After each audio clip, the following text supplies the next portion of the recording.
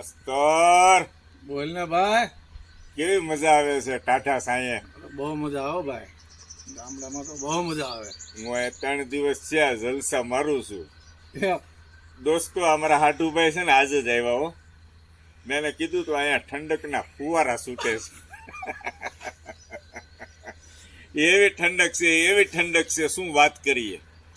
ખાલી આપણને 2-3 કલાક જ બપોર વચ્ચે તકલીફ પડે, બાકી જો આ વાડી વિસ્તારમાં કાંઈ વાંધો નથી. આ બધું પાયેલું હોય ને હા, એટલે આમ ઠંડક લાગે છે. અને એ ઝાડવા નીચે ખાટલો ઢાળે ને 2 હાટુભાઈ બેઠા છે અને એકાબીજા સુખ દુઃખની વાતો કરવી છે. હે માસ્તર? ચા પાણી પીવાસ? ચા પાણી હવે તમે કંઈક દૂધ ગોતો તો થાય. ચા પાણી બનાવીએ હમણાં. ચા પાણીમાં ચા પત્તી ખાંડ બધું છે, ચૂલો બુલો બધું. દૂધ ઘટે છે ખાલી. આ એકાદો બકરું નીકળે તો દોવી હાલો ને. દોત આવડે?